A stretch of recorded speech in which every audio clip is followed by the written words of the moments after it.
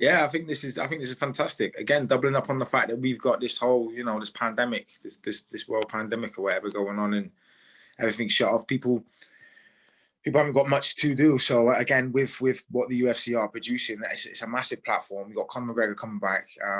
I've looked at it from so many different angles to try and, maybe think, why is Conor McGregor come back? Does he need to do it? It's quiet right now.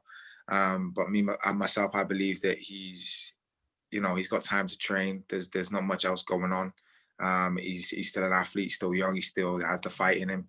And right now in the UFC, the lightweight division is packed. You've got some massive hitters again, with Michael Chandler now coming in as well. So I'm excited to see that fight, Poirier and McGregor again after the 6-year wait between. It's going to be exciting. Well, this is the thing you have to ask yourself, and it's I don't know. It comes down to the way that he is personally. I personally think that you're going to be in a place like that. You're going to earn that much money. You get to a place where, I don't know. Again, I say he's young. He's a fighter. He's had some fantastic moments. And from the way that he actually speaks, the interviews that I watched with him recently, he still shows a lot of a connection to the sport. So as much as a guy can say he's retired because he's just had a big win and won hundreds of millions, doesn't necessarily mean that you can count him out. Same with Khabib right now. I don't think we can count him out. Someone says he retired unbeaten.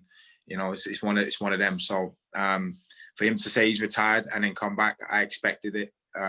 He was not at the retirement age or ready to physically retire. So it was just a matter of waiting for something to entertain him enough to come out of retirement to want to go again. Well, yeah, I tried to analyze this and pull it apart. And as I looked at it, I was just thinking to myself, well, how could it go? Well, there's so many ways that it could go, but I can't come away from the fact that it will be a striking match with both of these guys. And we know that obviously there's a 6-year, a lot of history, and obviously there's been a 6-year gap between these two fights. We also know McGregor's striking, his hands, boxing, and obviously we've now got Poirier's moved up the weight category.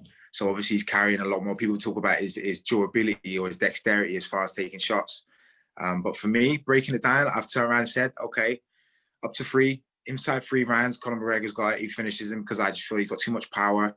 Poirier gets hit too much. He'll take too many shots early to be able to get what he needs to get. And then if it goes the distance, Poirier's gonna take him through cardio and push the pace.